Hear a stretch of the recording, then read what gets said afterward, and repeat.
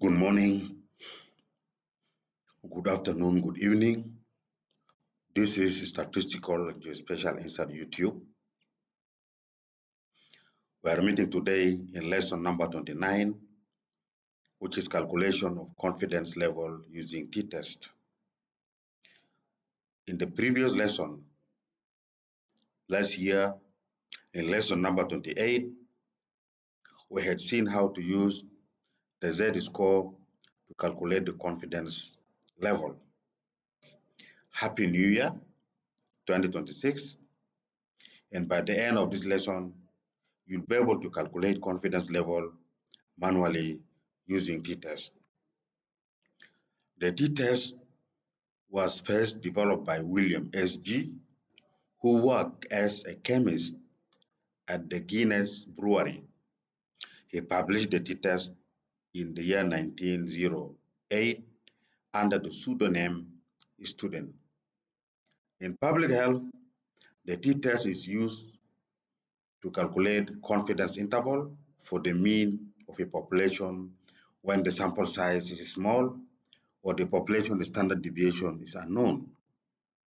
The formula for a confidence interval using the t distribution is given by the sample mean plus minus the t statistics for the that degree of freedom multiplied by the standard error. To deepen our understanding of how to calculate the confidence interval using the t-test, let us look at this example. A public health nutritionist wants to estimate the average daily sodium intake of adults in a specific community. A random sample of 25 individuals was drawn from the population and the sodium intake was measured. Given that the sample size is 25, the sample mean is 3,100 mg and the sample standard deviation is 400 mg. The desired confidence level, 95%, which means that the alpha is 0.05. First of all, let us determine the degree of freedom. The degree of freedom is the sample size minus 1, which is 24. Using this degree of freedom and using the alpha level, which is 0.05 divided by 2, because this is a two-tailed test. So you have an alpha level of 0.025 and the degree of freedom of 24. Therefore, we can find that the critical t test value from the table, from the t-test distribution is 2.064. Let us look together how to calculate that one. So in your t-test distribution, you have your alpha, which is 0.025. Then you have your degree of freedom of 24. You see when the column intersect with the row, you get your degree of freedom.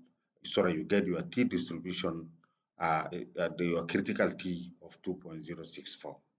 Therefore, our t here is approximately 2.064. Then let us calculate the standard error.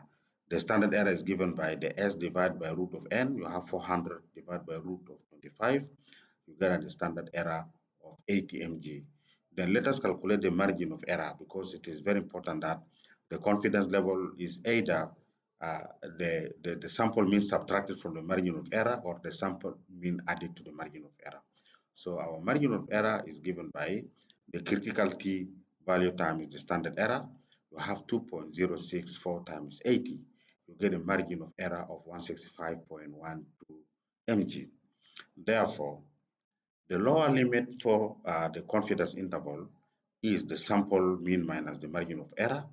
You have 3,100 minus 165.12. You get 2,934.88 mg. And the upper limit is given by adding the sample mean to the margin of error. You get 3,100 plus 165.12. You get an upper limit of 3,265.12 mg. Therefore, the 29% confidence interval for the true mean daily sodium intake of adults in this community is 2,934.88 mg to 3,000 uh, to 3,265.112 mg. The nutritionist can be 95% confident that the true population mean falls within this range. And this interval indicates how precise the estimate is based on the sample data.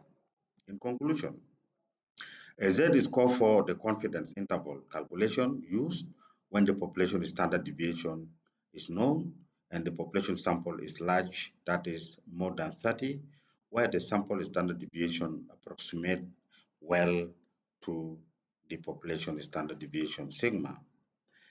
A t-score t-test is used to calculate the confidence level intervals when the population standard deviation is unknown and the sample size is small, that's to say it is equal or less than 30 individuals.